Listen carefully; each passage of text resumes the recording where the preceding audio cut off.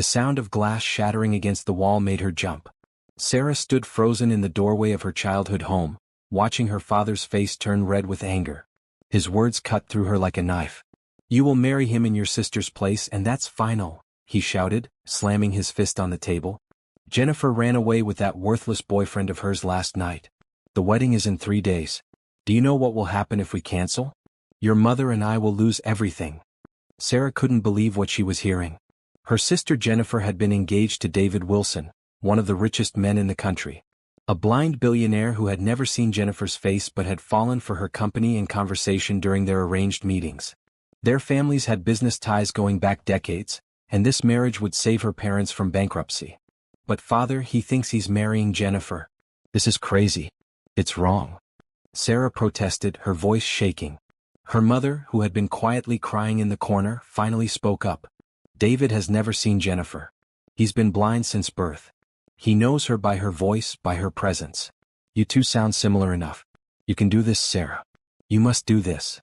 Sarah felt sick to her stomach. How could they ask this of her? To marry a man who thought she was someone else? A man who was in love with the idea of her sister? "He'll find out eventually," Sarah said, her voice barely above a whisper. Her father's expression hardened. "By then the contracts will be signed. The money will be transferred. Our family will be saved." Sarah looked at her parents, these people she had loved and respected her whole life, now asking her to live a lie. She thought about Jennifer, who had always been the pretty one, the charming one, the one everyone loved. Jennifer, who had now abandoned them all for love. "What about what I want?" Sarah asked, already knowing the answer. "Sometimes we must sacrifice for family," her father replied, his tone leaving no room for argument. Sarah felt trapped, cornered by her family's desperation and her sister's selfishness. In 3 days she would walk down the aisle to marry a blind billionaire who thought she was someone else. A man who had never seen her plain face, her ordinary brown eyes, her simple appearance that had always made her invisible next to her beautiful sister. How long could she keep up this deception? What would happen when he discovered the truth? And most troubling of all, what would happen if she began to care for him? Sarah closed her eyes and took a deep breath. This was going to be the biggest mistake of her life, but she didn't see any way out. The weight of her family's future pressed down on her shoulders, and she felt herself giving in. "I'll do it," she whispered, sealing her fate with those 3 small words. What she didn't know then was that this forced marriage would change everything she thought she knew about love, truth, and herself. The deception that began that day would lead her down a path she never expected, toward a man who might love her not for her face, but for who she truly was. If only she could keep the truth hidden long enough to discover if what they might build together was real. 3 days passed in a blur of frantic preparations. Sarah stood in the bride's room, staring at her reflection in the mirror. The wedding dress had been made for Jennifer, taller, slimmer Jennifer with her perfect posture and confident smile. On Sarah, it looked wrong somehow, like she was playing dress up in someone else's clothes. Which she supposed she was. "You look beautiful," her mother said, adjusting the veil. "Remember what we practiced. Lower your voice slightly when you speak. Jennifer always talks a bit slower than you do. And remember your posture." Sarah nodded, her throat tight. She had spent the last 3 days learning to be her sister, practicing Jennifer's laugh, her way of speaking, even the light floral perfume Jennifer always wore. "Has anyone told him?" Sarah asked. "Does he know Jennifer ran away?" Her mother's hand stilled. "No. It would ruin everything. David's family is just as invested in this merger as we are. If he backs out now..." The unspoken threat hung in the air between them. Financial ruin. Disgrace. The collapse of everything her parents had built. A knock at the door interrupted them. It was time. Sarah walked down the aisle on shaky legs, her father's arm linked through hers. She could feel the eyes of 200 guests on her, but the only person who couldn't see her was the one waiting at the altar. David Wilson stood tall and straight, his unseeing eyes directed forward. He was handsome in a way Sarah hadn't expected. Strong jawline, kind mouth, dark hair neatly trimmed. He wore dark glasses, and his hands were clasped in front of him, his head tilting slightly as he listened to her approach. When her father placed her hand in David's, Sarah felt a jolt of something unexpected. His touch was gentle but sure, his skin warm against hers. "Jennifer," he whispered, and Sarah's heart sank at the deception. The ceremony passed in a daze of repeated vows and practiced responses. Sarah kept her voice low and measured, the way Jennifer would have spoken. When the minister pronounced them husband and wife, David leaned down to kiss her, and Sarah felt a moment of panic. Would he somehow know? Would he sense that these weren't Jennifer's lips? But the kiss was brief and formal, appropriate for the setting, and then it was over. She was married to a man who thought she was someone else. At the reception, Sarah navigated a minefield of conversations with people who knew Jennifer well. David kept her close, his hand at her elbow, guiding her even though he was the one who couldn't see. "You're quiet today," he said when they had a moment alone. "Are you nervous?" Sarah swallowed hard. "Yes," she admitted truthfully. "This is all happening so fast." David smiled, and the gentleness in his expression made her chest ache. "I know we didn't have much time to get to know each other before our families arranged this. But I want you to know I'm glad it's you, Jennifer. From our conversations I feel like I've found someone special." Guilt crashed over Sarah like a wave. He had never spoken to her before today. Those conversations, those connections he valued had been with Jennifer. Not her. "We should get to know each other better," she said carefully. "Maybe we could start over, in a way." David tilted his head, considering. "I'd like that. A fresh start, just the two of us, away from our family's expectations." As the reception continued, Sarah found herself studying her new husband. He moved with surprising confidence for someone who couldn't see, his other senses clearly compensating. He laughed easily with guests, remembered names and details from conversations, and showed a warmth that seemed genuine rather than practiced. By the time they left for the hotel where they would spend their first night before flying to their honeymoon destination, Sarah was exhausted from the effort of being someone else. In the privacy of their suite, David loosened his tie and sat on the edge of the bed. "Would you mind if we just talk tonight?" he asked. "I know what's expected, but I'd rather we take our time. Get comfortable with each other first." Relief flooded through Sarah. "I'd like that," she said, forgetting for a moment to use Jennifer's speech patterns. David frowned slightly. "Your voice sounds different." Sarah's heart stopped. "I'm just tired," she said quickly. "It's been a long day." He nodded, accepting the explanation. "Tell me something about yourself that I don't know yet. Something real, not the polished version our families have been pushing forward." Sarah hesitated. This was dangerous territory.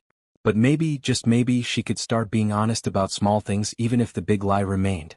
"I love rainy days," she said softly. "Everyone always wants sunshine, but I love the sound of rain on windows. The way the world gets quiet and still." David smiled.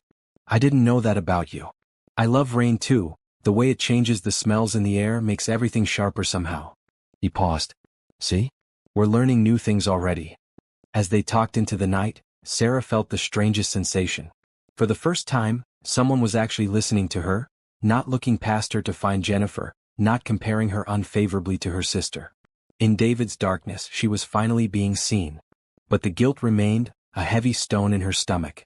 This connection, as real as it felt, was built on a lie that grew larger with every passing moment. The private island in the Caribbean was everything a honeymoon destination should be. White sand beaches, crystal clear water, and complete privacy. The staff of their luxury villa appeared only when needed and vanished just as quickly, leaving Sarah and David alone in their paradise. Sarah had managed to keep up her deception through the first day, carefully mimicking Jennifer's speech patterns and mannerisms. But it was exhausting, being constantly on guard, never able to relax or be herself. On their second evening, they sat on the beach after dinner, listening to the waves. The staff had set up comfortable chairs and left them with a bottle of champagne before discreetly disappearing. "Tell me what you see," David said suddenly. "What?" Sarah asked, startled. "The sunset. The beach. Describe it to me." His voice was soft, curious. "I want to see it through your eyes." Sarah looked out at the horizon where the sun was sinking into the ocean, painting the sky in shades of orange and pink. No one had ever asked her to describe anything before. She had always been the quiet one, the overlooked one. "The sun is just touching the water," she began hesitantly. "It's like a perfect orange ball, making the clouds around it turn pink and purple. The ocean looks like it's on fire where the sunlight hits it. There are little ripples of gold on every wave." She continued describing the scene, finding words for colors and textures she had never tried to express before. As she spoke, she forgot to be Jennifer. She was just Sarah, sharing something beautiful with someone who wanted to hear her thoughts. When she finally fell silent, David was smiling. "You have a gift for description," he said. "I could almost see it." "Thank you," Sarah replied, forgetting to lower her voice the way Jennifer would. David tilted his head slightly. "You know, you sound different when you're relaxed." When you're not thinking about how you're supposed to sound. Sarah froze. What do you mean? Just that. He hesitated. When we first met at those family dinners, you were always so carefully spoken. Like you were choosing every word. Now you seem more natural. Oh. Sarah's heart was pounding. I guess I'm more comfortable with you now. David reached out, finding her hand with surprising accuracy. I'm glad. I want you to be yourself with me, Jennifer. Not who your parents want you to be. The irony of his words made Sarah's chest ache. She was being herself, more herself than she had ever been allowed to be, and yet the deception grew deeper with every genuine moment they shared. Over the next few days they fell into a routine. Mornings spent exploring the island, afternoons reading to each other in the shade, evenings talking for hours. David was intelligent, thoughtful, and surprisingly funny. He never seemed bothered by his blindness, navigating the world with confidence born of a lifetime of adaptation. To Sarah's surprise, he was a skilled swimmer, explaining that water was one of the few places where his blindness didn't matter much. It's all about feeling the currents, he told her as they floated in the warm ocean. Listening to the waves. I don't need to see to know where I am. On their fifth night, after a dinner served under the stars, David asked about her childhood. Tell me something about growing up. Something real. Sarah hesitated. Every personal story was dangerous territory. Jennifer's childhood was not her own, and any detail could reveal the truth. I was always in the shadow of my sister, she said finally, unable to help herself. It was the truth after all, just not in the way he would understand it. David frowned. I didn't know you felt that way. Your parents always spoke of you as the star of the family. Sarah almost laughed. Of course they had. Jennifer had always been the golden child. Parents see what they want to see, she said carefully. What about your sister? The one whose shadow you felt you were in. Sarah swallowed hard. This was treacherous ground. She was always the one everyone noticed. The pretty one. The confident one. And yet here you are, successful and accomplished in your own right, David said. Clearly you found your way out of that shadow. The kindness in his voice made Sarah want to cry. If only he knew the truth, that she was the overlooked sister, the plain one, the replacement bride. What about you? She asked, desperate to change the subject. What was it like growing up blind? David leaned back in his chair, considering. People always expect some tragic story, but honestly, I don't know any different. I was born this way. My parents never treated me like I was broken or missing something essential. They just helped me find different ways to experience the world. That sounds nice, Sarah said softly. It was. He paused. There was a doctor, when I was 16, who thought he might be able to give me partial sight through an experimental procedure. My parents wanted me to try it, but I refused. Why? Sarah asked, genuinely curious. David shrugged. I'd built my life around my other senses. The way I experienced the world was complete in its own way. I didn't want to change that just because others thought sight was necessary for a full life. Sarah considered this. Do you ever wonder what people look like? The people in your life. Sometimes, he admitted. But I know people in ways others don't. I know them by their footsteps, their breathing patterns, the subtle changes in their voice that reveal their emotions. I know when someone is truly happy or just pretending to be. I can hear the difference. Sarah felt a chill. Could he hear the deception in her voice? Had he known all along? What do you think I look like? She asked, heart pounding. David smiled. I think you're beautiful, he said simply. Not because someone told me, though people have. But because of the way your voice softens when you talk about things you love. Because of how gentle your hands are when you touch my arm to guide me, even though I don't need guidance. Because of how you laugh, not the careful laugh you use in public, but the real one I've started to hear more often. Tears filled Sarah's eyes. He was describing her, the real her, not Jennifer. Somehow, without seeing her, he had begun to know the person she truly was. You're crying, he said suddenly. Sarah wiped her eyes quickly. How did you know? Your breathing changed. And you went very still. He reached out, finding her cheek with his fingertips, touching a tear she had missed. What's wrong? Nothing, she whispered. I'm just happy. And in that moment, despite the lie that lay between them, she realized it was true. 2 weeks into their honeymoon, Sarah woke before dawn. David was still sleeping beside her, his face peaceful in repose. They had grown closer each day, talking for hours, sharing thoughts and dreams. Though they had begun sharing a bed, David had been remarkably patient, never pushing for more intimacy than Sarah was ready for. The guilt that had been her constant companion since the wedding had not disappeared, but it had changed. At first she had felt guilty for deceiving David. Now she felt guilty for how much she was beginning to care for him, knowing that when he discovered the truth, whatever was growing between them would be destroyed. Sarah slipped out of bed and went to sit on the balcony, watching the first hints of sunrise color the horizon. Their honeymoon was nearly over. Soon they would return to real life, to the company David ran, to the watchful eyes of both their families. How much longer could she maintain this deception? She was so lost in thought that she didn't hear David approach until he spoke. "You're up early," he said, stepping onto the balcony. He moved with confident familiarity, having memorized the layout of their villa within days of arriving. "Just watching the sunrise," Sarah replied. David sat in the chair beside her. "Describe it to me?" This had become a ritual between them. Sarah would describe what she saw and David would listen, building the image in his mind. "The sky is still mostly dark," she began. "But there's a thin line of pale gold just above the water. It's like the night is a curtain being slowly lifted. The stars are still visible overhead, but they're fading as the light grows." David smiled, his face turned toward the ocean. "I can almost see it." They sat in companionable silence as the sun continued its ascent. Finally David spoke again. "I've been thinking about when we get home," he said. "I want you to be involved in the business if you're interested. Not because you're my wife but because I think you're smart and insightful." Sarah blinked in surprise. "I don't have any business experience." This was true. Though Jennifer had studied business, Sarah's education had been in literature and art. "You have a fresh perspective," David said. "And you listen. That's rare in my world. Most people are so busy talking that they never hear what's actually being said." Sarah didn't know how to respond. The idea of working alongside David both thrilled and terrified her. More time together meant more chances for her deception to be discovered.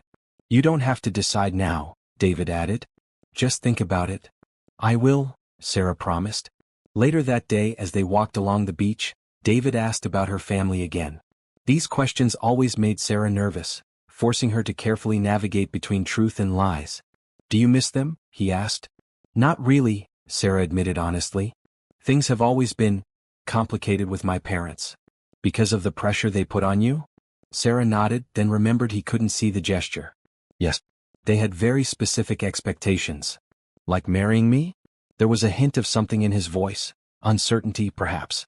"That's different," Sarah said quickly. "Is it?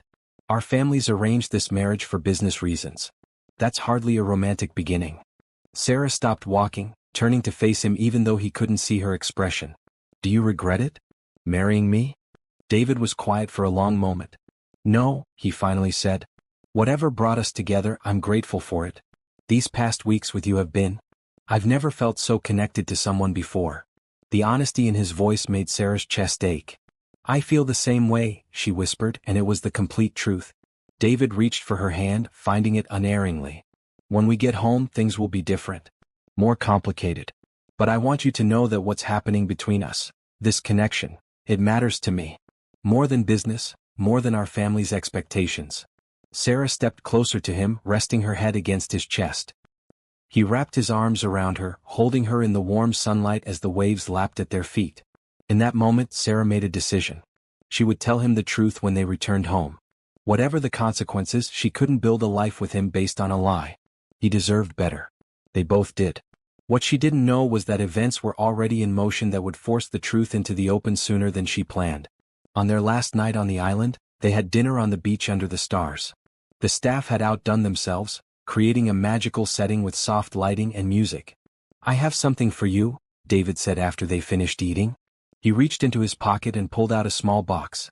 Sarah's heart fluttered as he opened it, revealing a delicate necklace with a pendant shaped like a raindrop.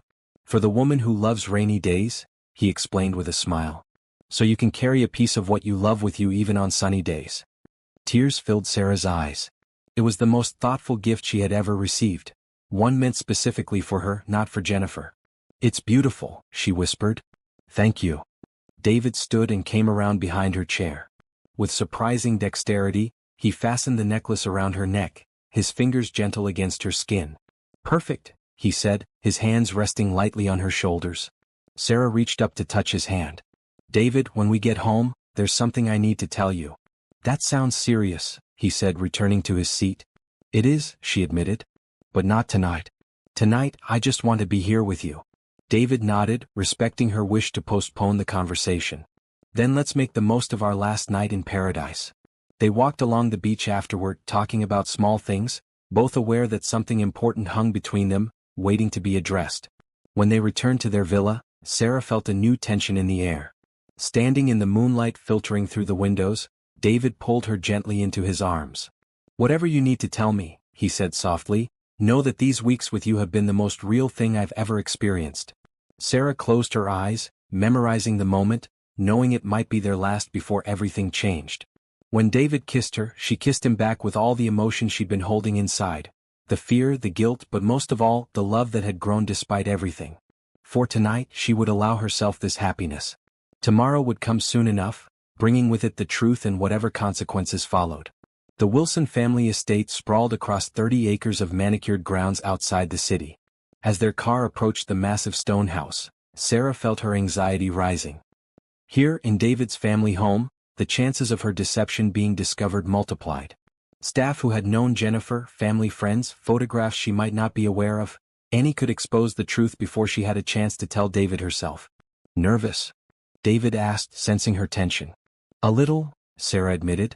It's all so new. David took her hand. My family can be overwhelming, but they'll love you. Just be yourself. The ironic advice made Sarah wince. Being herself was exactly what she couldn't do. Mrs. Wilson was waiting for them in the grand foyer, a tall, elegant woman with silver-streaked dark hair and David's same strong features. Her calculating gaze swept over Sarah, and for a heart-stopping moment, Sarah was certain the older woman would call out the deception immediately. Instead, Mrs. Wilson smiled and stepped forward to embrace her. Welcome home, Jennifer dear. How was the honeymoon? Wonderful, Sarah replied, carefully matching Jennifer's speech patterns. The island was beautiful.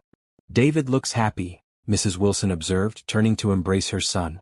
That's what matters most to me. The housekeeper showed them to David's wing of the house, a series of rooms designed specifically for his needs, with subtle tactile markers and an intuitive layout that allowed him to navigate independently. I had them prepare the blue suite for you, David told Sarah as they entered a beautifully appointed sitting room. You'll have your own adjoining bedroom and bathroom if you want privacy, but there's also access to my room. The thoughtfulness of the arrangement touched Sarah. He wasn't assuming they would continue the intimacy they had begun to explore on their honeymoon. He was giving her space choices. Thank you, she said softly. Over dinner that evening, Mrs. Wilson asked about their plans now that they were home. I've asked Jennifer to consider taking a role in the company, David said. Her perspective would be valuable. Mrs. Wilson raised an eyebrow. Really? I wasn't aware you had business interests, Jennifer. The question was a trap. Jennifer had studied business, Sarah had not. I don't have formal experience, Sarah said carefully. But I'm a quick learner. Mrs. Wilson's tone was neutral, but Sarah felt the weight of her scrutiny. After dinner, as they prepared for bed in their separate rooms, Sarah knew she couldn't delay the truth any longer. The longer she waited, the worse it would be when David discovered he had been lied to.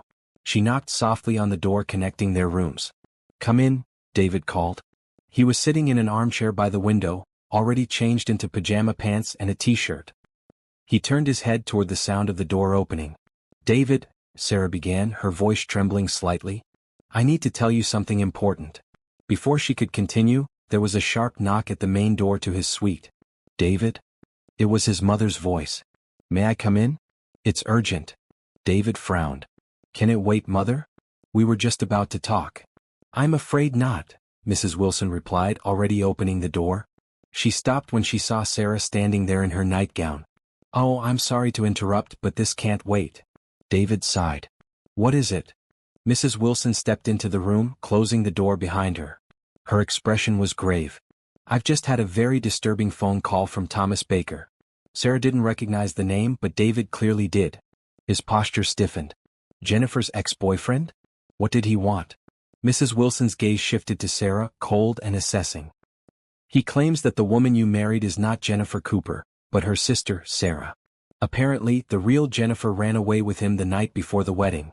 The room went completely silent. Sarah felt as though the floor had dropped out from beneath her feet. David had gone very still, his face unreadable behind his dark glasses. Is this true? He asked quietly. Sarah opened her mouth but no words came out. Her silence was answer enough. "I think," Mrs. Wilson said into the tense silence, "that we have a serious problem." David stood abruptly. "Mother, please leave us." "David." "Now, Mother. This is between me and—" He hesitated. "My wife." Mrs. Wilson looked like she wanted to argue, but something in her son's expression stopped her. With a final cold glance at Sarah, she left the room, closing the door firmly behind her. When they were alone, David removed his dark glasses, revealing eyes that stared sightlessly ahead. Without the glasses, his face seemed more vulnerable, more human. "Tell me the truth," he said simply. "All of it." Sarah sank into a chair, her legs no longer able to support her. "My name is Sarah Cooper. Jennifer is my older sister. She was supposed to marry you, but she ran away with her boyfriend the night before the wedding." The words tumbled out, the truth she had been carrying for weeks finally released. She told him everything: her parents' desperation, their insistence that she take Jennifer's place, the deception they had planned and executed. "They said you would never know," she finished, her voice barely above a whisper. "That by the time you found out, if you ever did, the business merger would be complete." David hadn't moved or spoken during her confession. Now he turned away from her, facing the window. "I was going to tell you tonight," Sarah said desperately. "That's why I knocked on your door. I couldn't live with the lie anymore. Not after everything." "Everything," David repeated, his voice flat. "You mean after I fell in love with a woman who doesn't exist?" The word struck Sarah like a physical blow. "No. I mean, yes, I lied about who I was, but everything else, everything that happened between us, that was real. That was me." David laughed, a harsh sound without humor. "How would I know that? How would I know anything about you is real?" "Because you know me," Sarah insisted. "You know me better than anyone ever has." "I thought I knew Jennifer," he corrected. "A woman who agreed to an arranged marriage for business reasons. Who was I actually getting to know on that island?" "Who are you, Sarah?" The way he said her name, her real name, made Sarah's heart twist. There was confusion in his voice and hurt, but also a hint of curiosity. "I'm the woman who loves rainy days," she said quietly. "Who described sunsets to you? Who feels more real with you than I ever have with anyone else? I lied about my name, about my past, but I never lied about who I am." David was silent for a long moment. Then he put his glasses back on, his expression once again unreadable. "I need time to think," he said finally. "This is a lot to process." Sarah nodded, then remembered he couldn't see the gesture. "I understand. I'll go back to my room." She stood to leave but paused at the connecting door. "For what it's worth, I'm sorry. Not for getting to know you, but for how it started. You deserved better than a lie." David didn't respond, and Sarah quietly closed the door behind her. In the solitude of her own room, she finally allowed the tears to fall, wondering if she had lost everything just when she had found something worth having. Sarah woke to sunlight streaming through unfamiliar curtains. For a moment she was disoriented, still half dreaming of the island. Then reality crashed back. The return home, the phone call, the truth finally revealed. She sat up, noticing an envelope that had been slipped under her door sometime while she slept. With trembling fingers she opened it. "I've gone to the office for the day. We need to talk, but I need time first. Please stay at the house. My mother has been asked not to interfere. David." The note was printed in Braille with a typed translation beneath. Formal, distant, but not dismissive. "You wanted to talk. That was something, at least." Sarah dressed and ventured out of her room, half expecting to find Mrs. Wilson waiting to evict her. Instead, the house seemed eerily quiet. A maid informed her that Mrs. Wilson had gone out for the day and offered to bring breakfast to Sarah's room. Sarah ate very little, her stomach too knotted with anxiety to accommodate food. With nothing else to do, she began exploring David's wing of the house.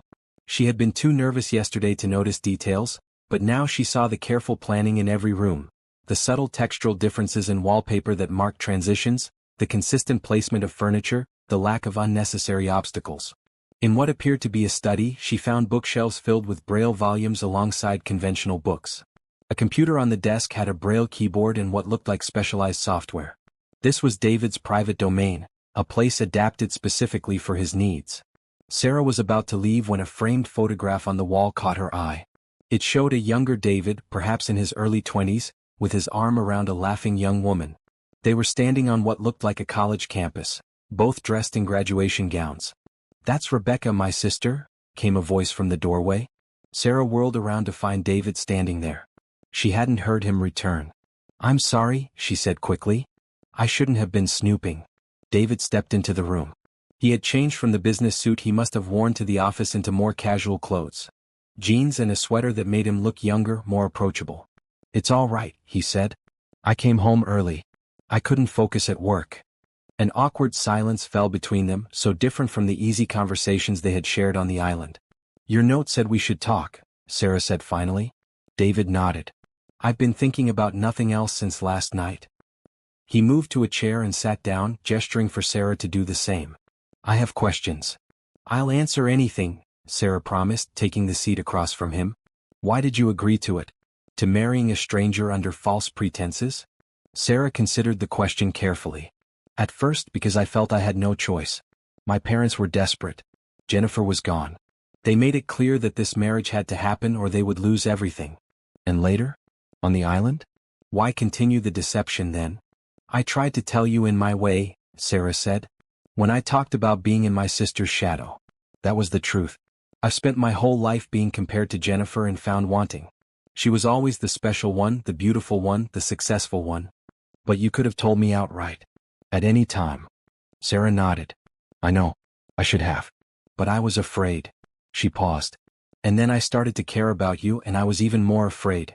I knew that when you found out the truth, whatever was growing between us would be over. I wanted to hold on to it a little longer." David was quiet for a moment, his expression thoughtful behind his dark glasses. "Did you ever wonder why I agreed to an arranged marriage? Why I would marry a woman I hardly knew?" The question caught Sarah off guard. "I assumed it was for business reasons. The merger between our family's companies. That was part of it," David acknowledged. "But there was more. I'm 35 years old, Sarah. I've dated, I've had relationships. But they always ended the same way. The women I met were either uncomfortable with my blindness or fascinated by it as a novelty. Few of them ever saw past it to who I actually am." He leaned forward slightly. "When our parents arranged this marriage, I agreed because I was tired. Tired of the dating scene, tired of being a curiosity, tired of being alone. Jennifer seemed nice enough during our formal meetings. I thought maybe an arranged marriage had a better chance of success than my previous attempts at finding connection." Sarah didn't know what to say. She hadn't considered David's perspective before, his reasons for agreeing to the arrangement in the first place. "Then on our honeymoon," David continued, "something unexpected happened. I started to know a woman who was thoughtful and kind, who described the world to me in ways no one ever had before, who seemed to see me, really see me, despite my blindness." He paused. "Was that woman real, Sarah? Or was she just another act?" "She was real," Sarah whispered. "I've never been more myself than I was with you on that island. For the first time in my life, someone was seeing me for who I actually am, not comparing me to my sister." David stood and walked to the window, his movements confident in the familiar space. "The irony isn't lost on me," he said with a hint of bitterness. "The blind man who thought he finally saw someone clearly." "David, I need to ask you something and I need an honest answer," he interrupted. "Did you ever, at any point, think about staying in this deception indefinitely? About never telling me the truth?" Sarah considered lying, but she had done enough of that. "Yes," she admitted. "There were moments when I imagined just being Jennifer forever. Starting a new life where no one compared me to her. Where I could just be the person you thought I was." David nodded slowly. "At least that's honest." "But I couldn't do it," Sarah added. "Not just because it would be wrong, but because I wanted you to know me. The real me.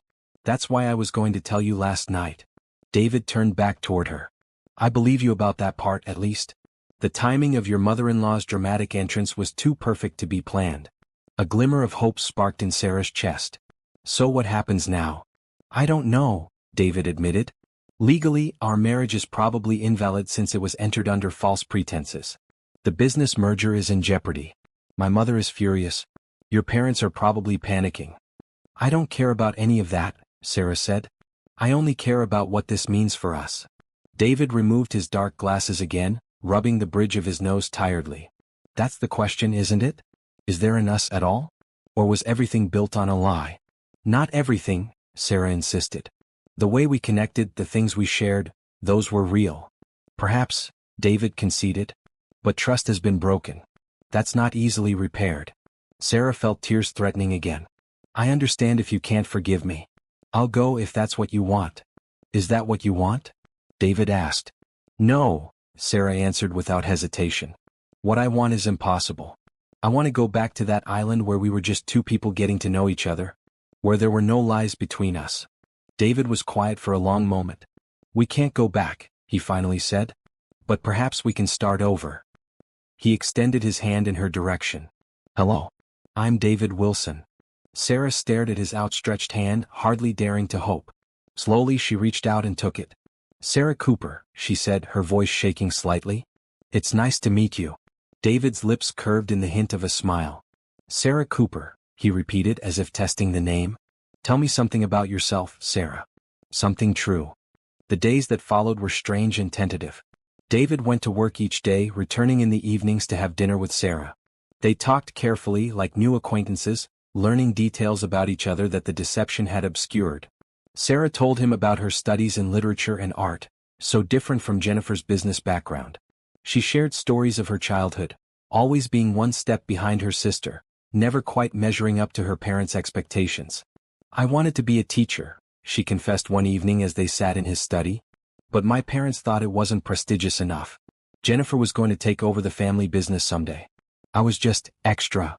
David listened, asking questions, building a picture of the real Sarah in his mind. In turn, he shared more about himself, his childhood, his education, the challenges and advantages of navigating the world without sight. Mrs. Wilson remained coldly civil, clearly disapproving of the situation but respecting her son's wishes that Sarah be treated as his guest. The legal and business complications remained unresolved, hanging over their tentative new relationship like storm clouds. A week after the truth had come out, David came home earlier than usual. Sarah was in the garden reading when he found her.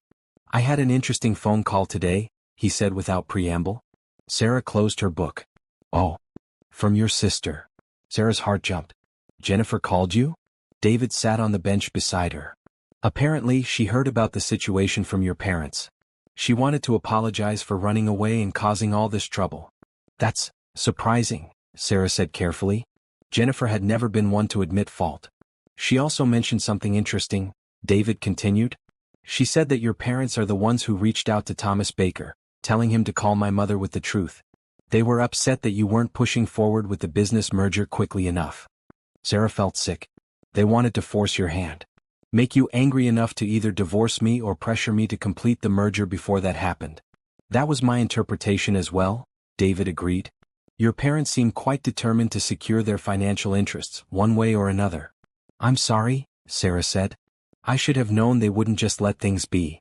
David turned toward her, his expression serious behind his glasses. Jennifer also told me that she never wanted to marry me in the first place. That our courtship was entirely orchestrated by your parents and mine. That every conversation we had was scripted and rehearsed beforehand. Sarah winced. That sounds like Jennifer. And like my parents. So it seems, David said, that I never knew Jennifer at all. The woman I thought I was getting to know during our arranged meetings was as much a fiction as the Jennifer I married. I suppose that's true, Sarah agreed cautiously. Which means, David continued, that the only real connection I've ever had was with you. On that island. When you were being yourself, even if you were using your sister's name. Sarah's breath caught. David. I've been thinking about this all week, he interrupted. Trying to separate what was real from what wasn't. And I keep coming back to the same conclusion. I got to know a woman I care deeply about. A woman who sees me as a person, not a condition. Who makes me laugh. Who describes the world in ways that make me see it anew. He paused. That woman is you, Sarah. Not Jennifer. Hope bloomed in Sarah's chest, but she forced herself to be cautious. I care about you too. But there's still the matter of trust. Of beginning with a lie. Yes, David acknowledged. That's why I've made a decision. He reached into his pocket and pulled out an envelope. These are annulment papers. If you sign them, our marriage will be legally dissolved. The merger between our family's companies will not go forward. Sarah's heart sank. So this was it, he had decided to end things after all. She took the envelope with numb fingers. I understand, she whispered. Do you? David asked. Because there's more. If you sign those papers, I'd like to ask you to dinner tomorrow night. Sarah blinked in confusion. Dinner? Yes. A proper first date. No pretending, no family pressure, no business dealings. Just two people who are interested in getting to know each other better. He smiled slightly. I thought we could start over. For real this time. Understanding dawned on Sarah. You want to annul our marriage, so we can date? Our marriage began with a lie, David said simply. I don't want that to be our foundation. If something is going to grow between us, something real and lasting, it should start with truth. With choice. Sarah opened the envelope and looked at the papers inside. This wasn't an ending, she realized. It was a beginning. Will your mother be upset? She asked. David laughed. Undoubtedly. But it's not her life. It's mine. And I want the chance to choose who I share it with, not have that choice made for me by business interests or family pressure. What about your company's deal with my parents' business? There are other ways to structure a partnership that don't involve marriage, David said dismissively. Besides, I'm more interested in what you want right now than what our parents want. Sarah looked up at him, at the man she had come to care for so deeply during their strange journey together. I want a chance, she said. A real chance with no lies between us. Then sign the papers, David said, and say you'll have dinner with me tomorrow. Sarah found a pen in her purse and signed her real name to the annulment documents. As she did, she felt a weight lifting from her shoulders. For the first time since this all began, she was making a choice for herself. I'd love to have dinner with you tomorrow, David, she said, handing the signed papers back to him. David's smile was warm and genuine. It's a date, Sarah Cooper. Our first real one. As they sat together in the garden, Sarah realized that ending their false marriage might be the first step towards something authentic. Something built on truth rather than deception. For the first time in her life, she wasn't in Jennifer's shadow. She was simply Sarah, a woman worthy of being chosen for herself. Sarah moved out of David's family estate the next day, checking into a hotel in the city. It was a practical decision. They were no longer married after all, but it also felt symbolically important. If they were truly starting over, they needed space from the circumstances that had brought them together under false pretenses. Mrs. Wilson had been predictably upset by the annulment, but David had stood firm. This is my life, Mother, he had told her calmly. I'm making my own choices now. Sarah spent the afternoon getting ready for their date with butterflies in her stomach. It was strange to be nervous about having dinner with a man she had already married, lived with, and grown close to. But this was different. Tonight there would be no deception, no pretending. Just Sarah and David, seeing if the connection they had felt was strong enough to survive in the light of truth. He picked her up at the hotel, arriving with a driver who would take them to the restaurant. When Sarah walked into the lobby, she found David waiting, dressed in a well-tailored suit, looking handsome and slightly nervous himself. Hi, she said as she approached. David turned toward the sound of her voice, smiling. You sound beautiful, he said. Sarah laughed. That's quite a trick. Your voice is higher when you're happy, David explained. More musical. And you're wearing perfume, something light and floral. Not the one Jennifer always wore. You noticed that? Sarah was surprised. I notice everything about you, David said simply. Shall we go? The restaurant was elegant but not ostentatious, a place where they could talk without too much distraction. After they ordered, there was a moment of awkwardness, as if neither knew quite how to begin now that all the secrets were gone. This is weird, isn't it? Sarah finally said with a nervous laugh. We lived together for weeks and now we're acting like we just met. David's expression relaxed. It is strange, but also necessary, I think. We need to establish who we are to each other without all the baggage. So who are we? Sarah asked. What are we doing here, David? He reached across the table and Sarah put her hand in his. We're two people who met under bizarre circumstances, he said. Who got to know each other in a genuine way despite those circumstances. And who are now trying to figure out if what we felt was real or just a product of our situation. And what do you think so far? Sarah asked, her heart pounding. David squeezed her hand. I think I missed you today. Even though we were only apart for a few hours. I missed you too, Sarah admitted. The awkwardness began to fade as they talked. Without the pressure of maintaining a deception, Sarah found herself more relaxed, more authentic than she had ever been with David. She told him about her dream of opening an art school for children someday. He shared his plans for expanding his company into new markets. By the time dessert arrived, they were laughing together like old friends, which, in a strange way, they were. Have you heard from your parents? David asked as they shared a chocolate souffle. Sarah's smile faded. They've called several times. I haven't answered. You'll have to talk to them eventually. I know, she sighed. But right now I'm angry. They used me. They were willing to sacrifice my happiness for their financial security. And then they tried to sabotage things when I wasn't playing my part exactly as they wanted. David nodded. You have every right to be angry.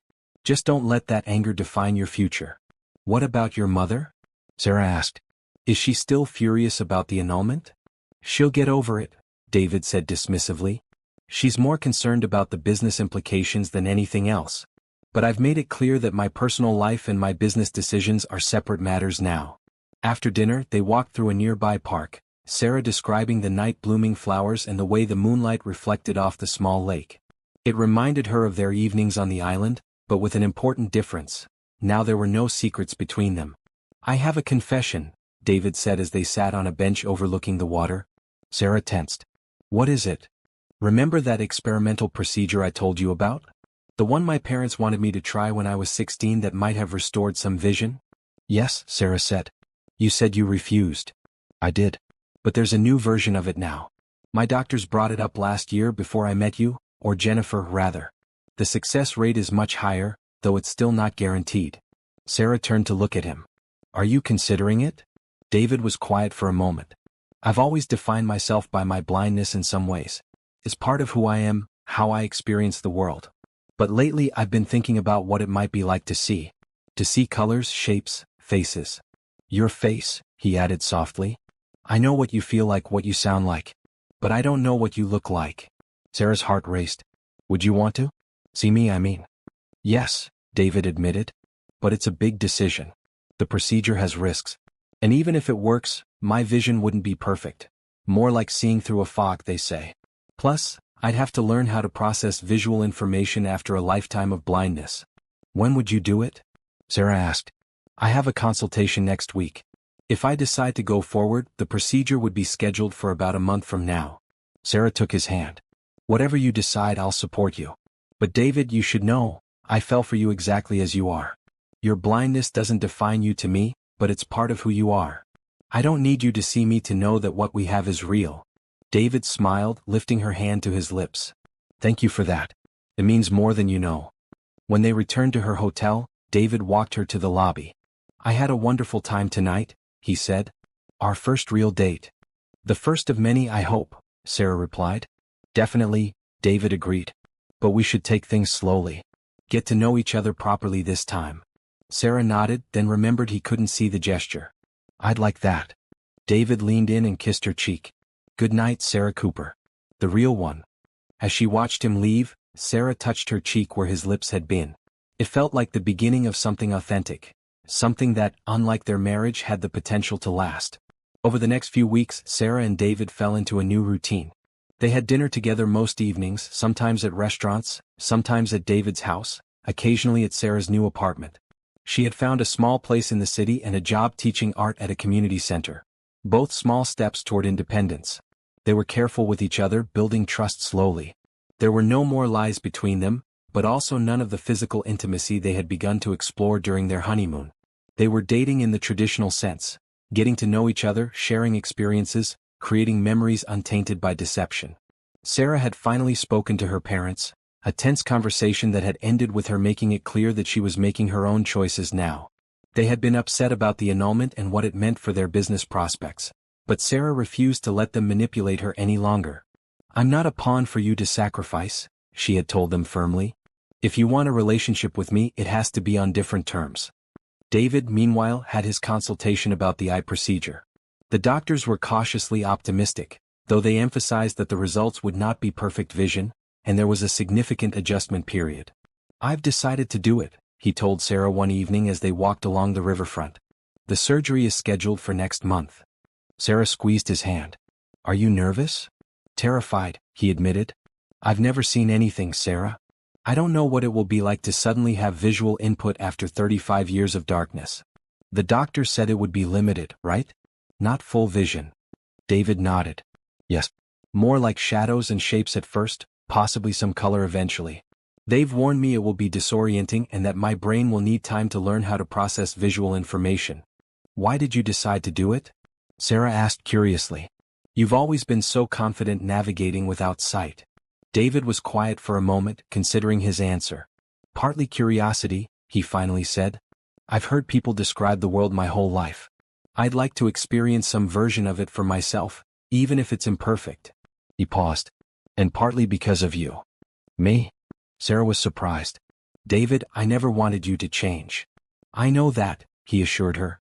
"But meeting you, it made me realize I've been using my blindness as a shield in some ways. Keeping people at a distance because it was safer. You made me want to experience more, to take risks I've been avoiding." Sarah didn't know what to say. The idea that she had inspired such a significant decision was both flattering and terrifying. "I just want you to be happy," she said finally. "Whatever that means for you." "I am happy," David said simply. "Happier than I've been in a long time. And that's because of you, Sarah." The weeks leading up to David's surgery passed quickly. Sarah helped him prepare, reading about the procedure and the recovery process. David's mother, surprisingly, had come around to supporting his decision, even offering to help with his care afterward. The night before the surgery, they had a quiet dinner at David's house. He seemed preoccupied, more nervous than Sarah had ever seen him. "What if it changes everything?" he asked as they sat in his study afterward. "What if seeing the world makes me a different person?" Sarah moved to sit beside him on the couch. "You'll still be you, David. Your kindness, your intelligence, your terrible jokes. Those won't change just because you might be able to see shadows and shapes." He smiled slightly at that. "My jokes are excellent." "They're really not," Sarah laughed. "But I like them anyway." David reached for her hand. "There's something I need to tell you. Something I've been thinking about a lot lately." Sarah's heart skipped a beat. "What is it?" "When we met, or when I thought I was meeting Jennifer, I was willing to enter an arranged marriage because I didn't think I would ever find real love. I thought maybe a partnership based on mutual respect and compatibility was the best I could hope for." He paused, his expression serious. "But then on that island I started to feel something I wasn't expecting. Something I tried to resist at first because it complicated everything. I started to fall in love with the woman I thought was Jennifer." Sarah's breath caught. "David." "Let me finish," he said gently. "When I found out the truth, I was hurt and angry. I felt betrayed. But as the days passed, I realized something important. It wasn't Jennifer I had fallen for. It was you. The real you that shone through despite the deception." He took a deep breath. "I love you, Sarah Cooper. Not because of some arrangement, not because of business or family expectations. I love you because of who you are, your kindness, your thoughtfulness, the way you see the world and help me see it too." Tears filled Sarah's eyes. "I love you too," she whispered. "I think I've loved you since that night on the beach when you asked me to describe the sunset." David smiled, reaching up to touch her face, his fingers gentle as they traced her features. "I may see shadows tomorrow or shapes or nothing at all. The procedure might not work. But it doesn't matter. I already see you, Sarah. I see who you really are." He leaned forward, finding her lips with unerring accuracy, kissing her with a tenderness that made her heart ache. It was different from their kisses on the island. Deeper, more meaningful, because it was built on truth rather than deception. "Whatever happens tomorrow," David whispered against her lips, "we'll face it together." Sarah wrapped her arms around him, holding him close. "Together," she agreed. Tomorrow would bring uncertainty, a procedure with no guarantees, the possibility of change, the beginning of a new chapter. But for tonight, they had this moment of perfect understanding, of love acknowledged and returned. Sarah sat in the hospital waiting room, nervously turning the pages of a magazine without registering any of the words. David had been in surgery for over 2 hours. Mrs. Wilson sat across from her, equally tense but maintaining her composure. Their relationship had thawed considerably in recent weeks. After seeing how much Sarah genuinely cared for her son, the older woman had grudgingly accepted her presence in David's life. "He's never made a decision like this before," Mrs. Wilson said suddenly. "The surgery. He always refused even to consider it." Sarah looked up. "He told me. He said he didn't want to change how he experienced the world." Mrs. Wilson nodded. "That was what he always said. But I think he was afraid." "Of what?" Sarah asked. "Of disappointment. Of hoping for too much." Mrs. Wilson's expression softened. "You gave him courage, Sarah. Whatever happens between you two in the future, I'm grateful for that." Before Sarah could respond, the doctor appeared in the doorway. Both women stood immediately. "The surgery went well," the doctor said with a cautious smile. "We won't know the results for a while, but technically, everything went according to plan." "Can we see him?" Sarah asked. "He's in recovery now. His eyes are bandaged and they'll need to stay that way for at least a week while he heals." He's asking for you, the doctor added, looking at Sarah. Mrs. Wilson touched Sarah's arm. Go ahead. Tell him I'm here and I'll see him soon. Sarah nodded gratefully and followed the doctor to the recovery room. David was lying in bed, thick bandages covering his eyes and wrapped around his head.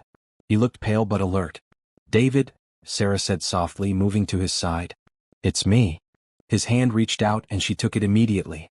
Hey, he said, his voice slightly groggy from the anesthesia. How long was I out? A few hours, Sarah told him, squeezing his hand. The doctor said everything went well. David nodded slightly. I feel like I have the world's worst headache but otherwise okay. 1 week of bandages, they said. Then we'll know. Your mother's here, Sarah told him. She sends her love. That doesn't sound like my mother, David said with a weak smile. Sarah laughed. Okay, she didn't say that exactly. But she's been worried about you. And you? David asked. How are you holding up? I'm fine, Sarah assured him. Just relieved the surgery is over. The next week was the longest of Sarah's life. David remained in the hospital for 2 days before being released with strict instructions to keep the bandages in place and avoid any strain. Sarah stayed at his house, helping him navigate a world he had always moved through confidently but that now felt strange with the disorientation from the surgery. They talked for hours, about the future, about possibilities, about their fears. David admitted he was terrified of what would happen when the bandages came off. What if I see nothing? What if I see something but it's too overwhelming? What if I can't adjust? Sarah listened, offering reassurance when she could, honesty when she couldn't. Whatever happens, she told him repeatedly, we'll handle it together. Finally, the day arrived to remove the bandages. They returned to the hospital where the procedure had been performed. The doctor explained the process carefully. When I remove these bandages, David, the room will be very dim. Even minimal light might be overwhelming at first if the procedure was successful. We'll increase the light very gradually to see what level of vision you have. Remember, even in the best-case scenario, you won't have perfect sight. But you might have some useful vision. David nodded, his expression a mixture of hope and fear. He reached for Sarah's hand. Stay with me? Always, she promised. The doctor began unwrapping the bandages slowly, layer by layer. Sarah held her breath, watching David's face for any reaction. When the last bandage was removed, David's eyes remained closed. Take your time, the doctor said gently. Open your eyes whenever you're ready. David squeezed Sarah's hand so tightly it almost hurt. Slowly, he opened his eyes in the dimly lit room. For a long moment, he was completely still, his expression unreadable. Then tears began streaming down his face. David? Sarah whispered anxiously. What is it? What do you see? Shadows, he said, his voice choked with emotion. Movement. Light and dark. He turned toward where the doctor stood. Are you there? Yes, the doctor confirmed, excitement in his voice. Can you see my outline? Not clearly. But I can see something moving when you move. It's incredible. David turned his face toward Sarah. Sarah? Where are you? I'm right here, she said, touching his face gently. Right in front of you. David blinked rapidly, tears still falling. I can see a shape. I think it's you. It's beautiful. You're beautiful. Sarah started crying too, overwhelmed by the moment. You can't even see me clearly yet, she said through her tears. I don't need to, David replied, reaching out to touch her face. I already know you're beautiful. Now I can just see a hint of it too. Over the next few hours, the doctors conducted various tests, gradually increasing the light in the room. David's vision was limited, mostly shadows and shapes, some ability to detect movement, and the beginnings of distinguishing very bright colors. But it was more than he had ever had before. This is just the beginning, the doctor explained. Your brain needs to learn how to process visual information. It will be disorienting and difficult at times. But with therapy and practice, your useful vision will likely improve over the coming months. When they left the hospital that afternoon, David experienced his first sunset, not through Sarah's descriptions but through his own newly functioning eyes. It's more beautiful than I imagined, he said as they sat in the car, watching the sky change colors. The way the light fades. I never understood what that really meant until now. Sarah watched him taking in the world with new eyes, his expression one of wonder and occasional confusion. It would be a long adjustment period, the doctors had warned. There would be frustration and setbacks alongside the victories. But in this moment, seeing the joy on David's face as he experienced the sunset for the first time, Sarah knew they would navigate whatever came next, together.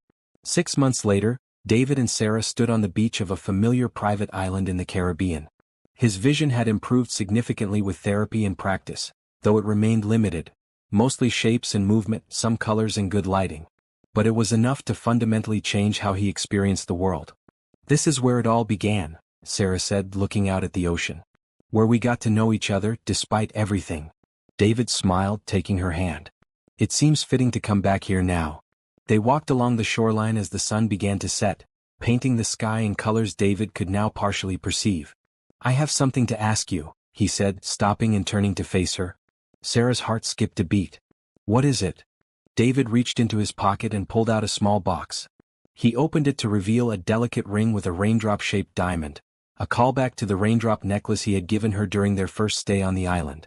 "Sarah Cooper," he said, his voice steady despite the emotion in his eyes. "We began with a lie but found truth along the way. I've seen the world through your eyes and now through my own, and there's nothing I want more than to keep experiencing it with you by my side." He knelt on the sand before her. "Will you marry me? For real this time?" Sarah felt tears of joy streaming down her face. "Yes," she whispered. "Yes, I will marry you." As David slipped the ring onto her finger, Sarah marveled at the journey that had brought them to this moment. From a deception born of desperation to a love built on truth and understanding. From darkness into light. When David stood and pulled her into his arms, Sarah closed her eyes, feeling the warmth of the setting sun on her face, the sound of waves crashing on the shore, the beating of his heart against hers. "I love you," he whispered against her hair. "The real you. Always." "And I love you," Sarah replied. "Just as you are." In that perfect moment, with the sun setting on one chapter of their lives and rising on another, Sarah knew that the unexpected path that had brought them together had led exactly where they were meant to be all along.